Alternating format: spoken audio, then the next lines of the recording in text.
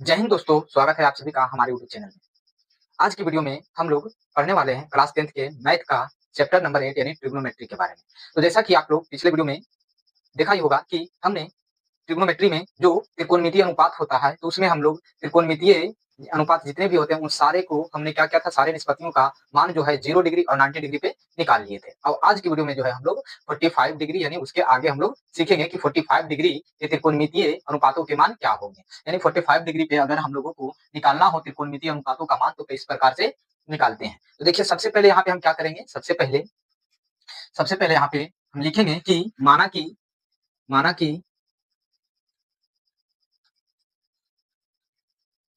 कि माना कि एक त्रिभुज यानी ट्रायंगल एबीसी एक समकोण समद्विबाहु त्रिभुज है। ट्रायंगल एबीसी जो है वो क्या है, एक समकोण समद्विबाहु त्रिभुज है। समकोण समद्विबाहु त्रिभुज है। समकोण समद्विबाहु त्रिभुज है। समकोण समद्विबाहु त्रिभुज है है जिसका एंगल बी जो है वो समकोण है। यानी बी जिसका एंगल यहाँ पे हम लोग लिखेंगे कि जिसका एंगल बी क्या है, समकोण है। एंगल बी जो है वो क्या है, समकोण है, यानी 90 डिग्री। एंगल बी क्या है, समकोण है। एंगल बी क्या है, समकोण है। और समकोण समद्विबाहु का जो प्रत्येक न्यून कोण होता है वो 45 डिग्री का होता है। समकोण समकोण समकोण समद्विबाहु समद्विबाहु यानी कि कितना भुजा, दो भुजा सम होगा। यानी समद्विबाहु त्रिभुज त्रिभुज के प्रत्येक न्यून कोण जो होंगे प्रत्येक न्यून कोण जो होंगे प्रत्येक न्यून कोण प्रत्येक न्यून कोण 45 डिग्री के होते हैं। यानी 45 डिग्री का होता होता है। चलिए, तो यहाँ पे हमने क्या किया है, एक ट्रायंगल ले लिया है एबीसी। यहाँ पे हम लोग क्या करते हैं, एक ट्रायंगल बना लेते हैं। ये हमारा ट्रायंगल हो गया ए बी सी। अब बी जो है वो एक समकोण है, जैसा कि यहाँ पे लिखे हैं कि इस त्रिभुज में जिसका एंगल बी जो है वो क्या है, समकोण है। तो एंगल बी को हम क्या मान लें, समकोण। तो ये जो है समकोण है। उसके बाद में कहा समकोण समद्विबाहु त्रिभुज के, यानी इसके दो भुजा जो है बराबर है। तो दो भुजा बराबर कौन होगा, ये भुजा और ये भुजा क्या है, इक्वल है। तो ये दोनों भुजा अगर इक्वल है, तो इसके सामने वाले एंगल भी क्या होते हैं, बराबर ही होते हैं। क्या होते हैं, बराबर ही होते हैं। और जैसा कि आप जानते हैं कि एक त्रिभुज के तीनों कोणों का योग जो होता है 180 डिग्री, तो ये हो गया 90 डिग्री। तो बाकी जो 90 डिग्री बचेगा, तो उसमें 45 डिग्री ये एंगल हो जाएगा और 45 डिग्री ये एंगल हो जाएगा, इस प्रकार से। तो अब जो है हम लोग आगे देखते हैं कि इस प्रकार से। तो यहाँ से अगर हम देखें तो लिख सकते हैं कि AB बराबर, यानी ये जो हमारा होगा AB जो है वो बराबर है किसके, तो AB जो है बराबर किसके, BC को, BC का। AB बराबर BC हम क्यों किए हैं, क्योंकि ये समद्विबाहु त्रिभुज है। समद्विबाहु यानी जिसका दो भुजा क्या हो, बराबर हो।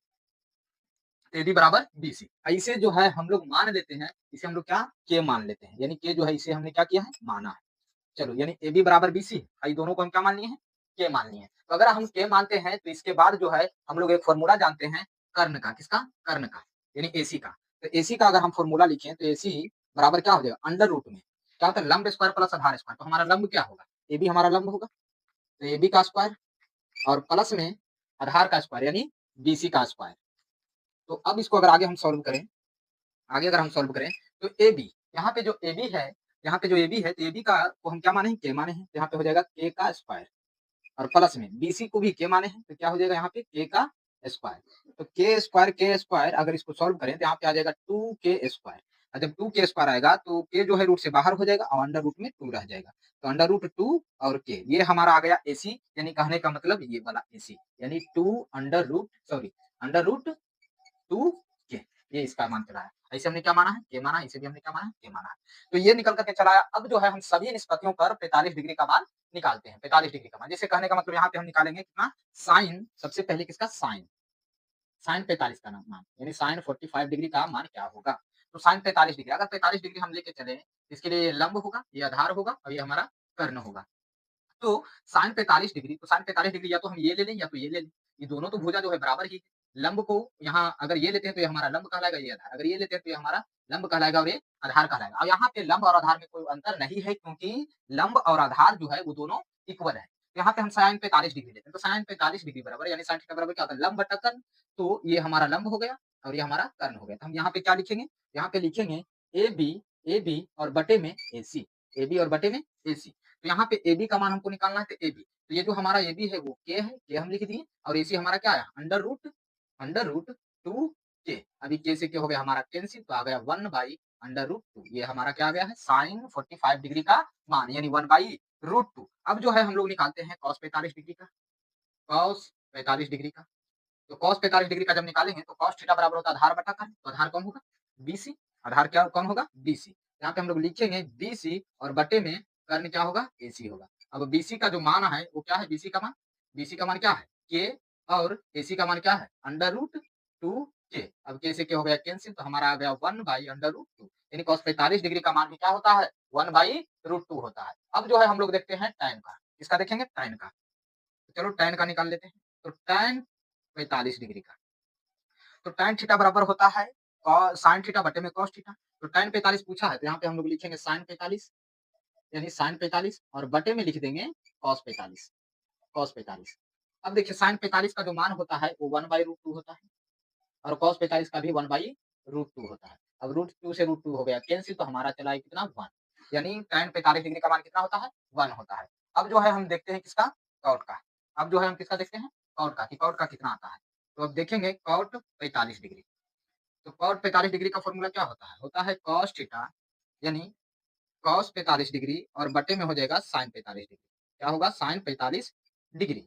अब cos 45 डिग्री का मान तो 1/√2 और sin 45 डिग्री का मान 1/√2। तो इससे ये हो गया कैंसिल तो इसका भी मान कितना आया 1 आया। तो जैसा कि आप यहाँ पे देख रहे हैं sin 45 का मान 1/√2 और cos 45 का मान 1/√2, tan 45 का मान 1 और cot 45 का मान भी क्या होता है 1 ही होता है। अब जो है हमारा बच गया sec और cosec। तो चलिए देखते हैं सबसे पहले sec के बारे में। किसके बारे में sec के बारे में। तो चलिए sec थीटा यानी हम लोग क्या निकालेंगे sec थीटा। चलो तो सेक 45 का, तो सेक 45 का जब हम लोग निकालेंगे तो सेक सेक जो होता है वो किसका उल्टा होता है कॉस का उल्टा होता है। किसका उल्टा होता है कॉस का।